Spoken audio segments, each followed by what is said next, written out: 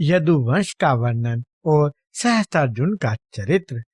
श्री पराशर जी बोले, अब मैं ययाति के प्रथम पुत्र यदु के वंश का वर्णन करता हूँ, जिसमें कि मनुष्य, सिद्ध, गंधर्व, यक्ष, राक्षस, गुहक, किंग पुरुष, अप्सरा, सर्प, पक्षी, दैत्य, दानव, आदित्य, रुद्र, वसु, अश्वनी कुमार, मरुदगण, देवऋषि, मुमुक्षु तथा धर्म, अर्थ, काम और मोक्ष के अभिलाषी पुरुषों द्वारा सर्वदा स्तुति किए जाने वाले अखिल लोक विश्राम आद्यंतहीन भगवान विष्णु ने अपने अपरिमित महत्वशाली अंश से अवतार लिया था।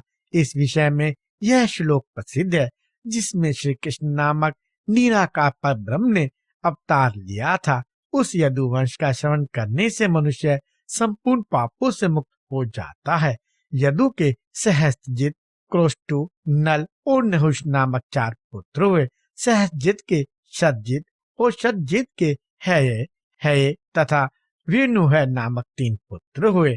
हय का पुत्र धर्म, धर्म का धर्मनेत, धर्मनेत का कुंती, कुंती का सहजित और सहजित का पुत्र महिष्मान हुआ, जिसने महिष्मतिपुरी को बसाया।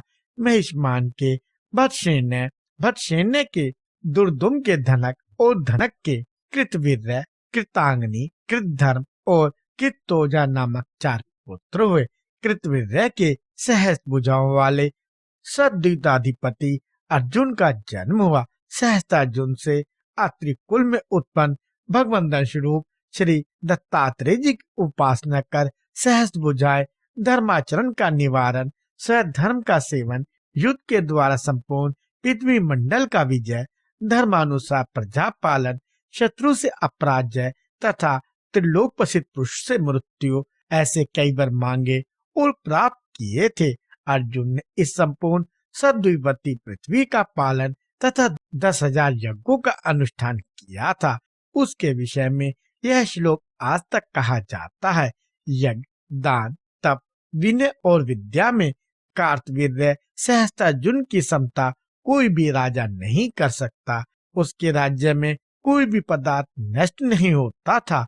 इस प्रकार उसने बल, पराक्रम, आरोग्य और संपत्ति को सर्वथा सुरक्षित रखते हुए 85,000 वर्ष राज्य किया। एक दिन जब वह अतिशय मदपान से व्याकुल हुआ नर्मदा नदी में जल कीड़ा कर रहा था, उसकी राजधानी महिष्मतिपुरी पर दिग्विजय के लिए आए हुए संपूर्ण देव, दानव, गंधर्व और राजाओं के विजय मत से उन्मत्त रावण ने आक्रमण किया। उस समय उसने अनायास ही रावण को पशु के समान बांधकर अपने नगर के एक निर्जन स्थान में रख दिया।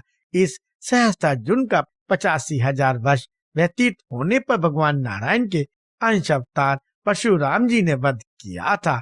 इसके 100 पुत्रों में से शूर, शूरसेन, वृषसेन, मधु और जयध्वज ये 5 प्रधान थे। जयध्वज का पुत्र तालझंग हुआ और तालझंग के तालझंग नामक 100 पुत्र हुए। इनमें सबसे बड़ा वित्तीय हो तथा दूसरा भरत था। भरत के वृष, वृष के मधु, मधु के वृष्णि आदि 100 पुत्र हुए। वृष्णि के कारण यह वंश वृष्णि कहलाया। मधु के कारण इसकी मधु संज्ञा हुई और यदु के नाम अनुसार इस वंश के लोग यादव कहलाए।